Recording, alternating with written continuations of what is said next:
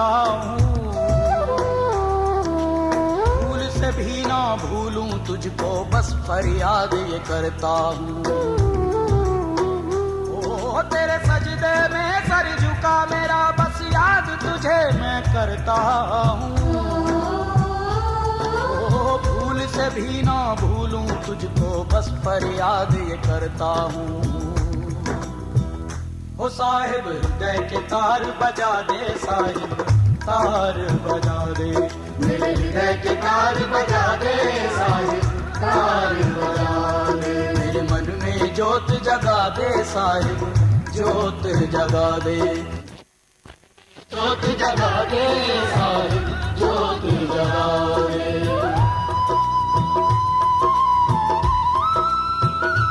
प्रेम से बोले श्री राम, सतनाम साखी, सतनाम साखी, सतनाम साखी।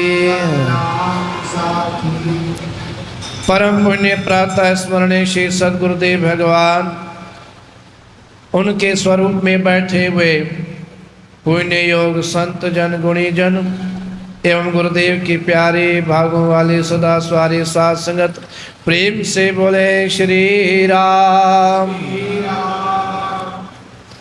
भाई ऐसे चुप चुप बैठेंगे तो मजा नहीं आएगा। आप किस मौके पर आए हो, ये बड़ा अवसर है, छोटी बात नहीं है, बहुत बड़ा अवसर है। गुरुदेव का दिन मना रहे हैं, 125वां जन्मोत्सव। कौन सा?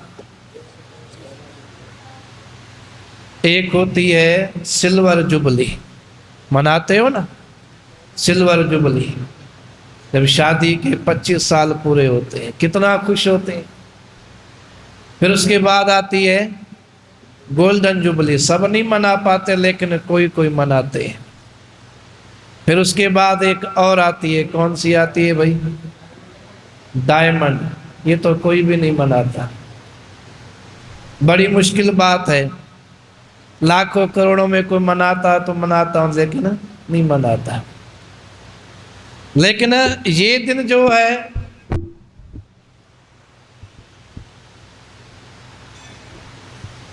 सिल्वर से भी ऊपर, गोल्डन से भी ऊपर और हीरक से भी, डायमंड से भी ऊपर, फिर आती है प्लेटिनम जुबली, लेकिन ये उससे भी ऊपर 125 साल।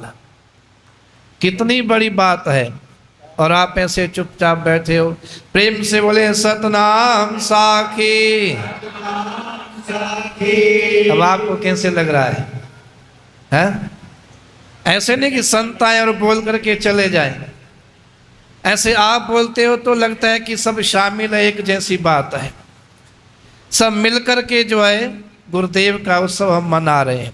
अब मिलकर के मनाएंगे तो फल भी सबको मिलेगा। ऐसे संत बोलेंगे तो फल भी संतों को ही मिलेगा, और आप बोलेंगे तो आपको भी मिलेगा। और कितना मिलेगा? आप बोलेंगे एक बार, और जितने सारे बैठे हैं उतना सबको एक एक को मिल जाएगा। और क्या चाहिए आपको? प्रेम से बोले सतनाम साखी, सतनाम साखी, सतनाम साखी। 3 दिन ये उत्सव चलेगा। आज पहला दिन है, तो पहली बात आप समझें कि गुरुदेव का दिन हम क्यों मनाते हैं, और गुरुदेव के आने का क्या महत्व है, क्या मतलब है, गुरुदेव क्यों इस धराधाम पर आते हैं। ये वास्तव में प्रभु परमात्मा की कृपा है, नहीं तो हम सब बाकी की 84 लाख जोनी है, एक मनुष्य की जोनी, बाकी 83,99,999।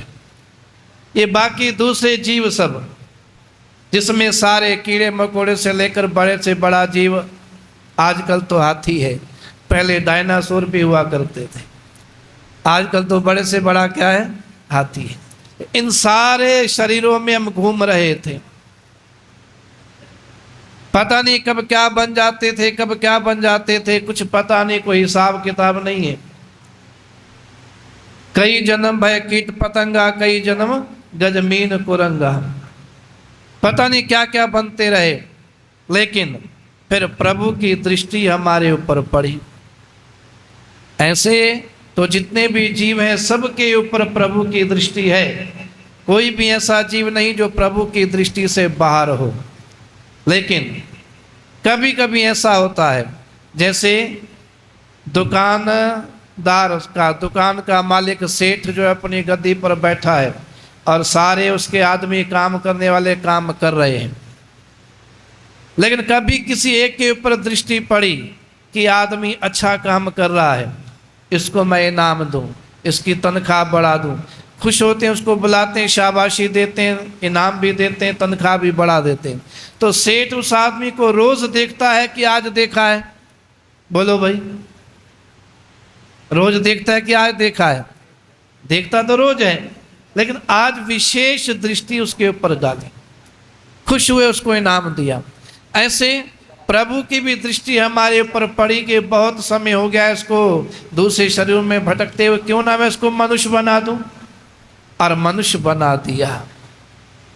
अब मनुष्य बनाया, मनुष्य तो बन गए, लेकिन वो कहते हैं ना कि आदत जो पड़ जाती है बड़ी मुश्किल से जाती है। एक चाय पीने की आदत किसी और ने नहीं डाली, ये आदत किसने पैदा करी? हम स्वयं ही इस आदत को पैदा करते हैं। जब हम पैदा हुए तो चाय नहीं जानते थे क्या होती है, लेकिन बाद में पीना शुरू किया, और पीना शुरू किया, ऐसी आदत हमको चाय की पड़ गई, जब एक दिन चाय न मिले हम परेशान हो जाते हैं। अरे भाई क्या है, ये चाय आपने शुरू की, चाय को छोड़ सकते हो, शुरू करने वाले आप हो तो छोड़ने वाले भी आप हो, लेकिन बड़ी मुश्किल पड़ जाती, क्यों? आदत पड़ गई है। और आदत एक ऐसी चीज़ है जो बड़े बड़ों को नीचे ले आती है। तो हमको भी इतने जन्मों में पता नहीं क्या क्या करते रहे, कैसे कैसे स्वभाव में रहे, और प्रभु ने बना दिया एकदम से मनुष्य। लेकिन हम मनुष्य शरीर से तो बन गए, प्रभु तो शरीर देते हैं, लेकिन हमारे पास मन कहाँ से आए, वो बुद्धि कहाँ से आए? प्रभु ने कहा ये तो गड़बड़ हो गया, मैंने इसको मनुष्य बना दिया, लेकिन ये अभी भी पशुता को नहीं छोड़ता। तो फिर प्रभु ने दूसरा उपाय किया, क्या? वो गुरुदेव बन करके हमारे सामने आ गए, हमारे बीच में आ गए। कैसे? जैसे हमारा शरीर मनुष्य का, ऐसे गुरुदेव का शरीर भी मनुष्य का। प्रभु का शरीर जो है वो चिन्मय होता है, दिव्य होता है, वो अलग बात होती है। लेकिन गुरुदेव के रूप में मनुष्य के रूप में गुरुदेव हमारे सामने बिल्कुल हमारे जैसे, जैसे हम खाते पीते हैं, उठते हैं, बैठते हैं, सोते हैं, जागते हैं, वैसे वो भी। लेकिन थोड़ा तरीका बदल जाता है, थोड़ी भावना बदल जाती है। हमको क्या होना चाहिए, कैसा होना चाहिए, गुरुदेव ये हमें करके बतलाते हैं। तो इसलिए उनके आने का बड़ा महत्व है। और हम जो उनका दिन मना रहे हैं, ये और भी महत्व की बात है कि हम उनके दिन पर बैठ करके उन्होंने जीवन में क्या किया, किस तरीके से किया, किस तरीके से अपने जीवन को चलाया, वो बात हम सुनते हैं, विचारते हैं, और फिर हम वैसा करने की कोशिश करें, तो फिर समझो कि प्रभु की पूरी पूरी कृपा हो गई, आपके जन्म मरण का चक्कर समाप्त हो गया। तो गुरुदेव जो जीवन में करते रहे वैसा हम करने लगे, तो ये निशानी है कि हम मुक्ति की तरफ बढ़ रहे हैं। आज उसका जन्मदिन है, जिसके होने से धड़कता मेरा दिल है। खुशी की रोशनी है लाया, ये दिन है प्यारा आया। खुशी की रोशनी है लाया, ये दिन है प्यारा आया। जन्मदिन तेरा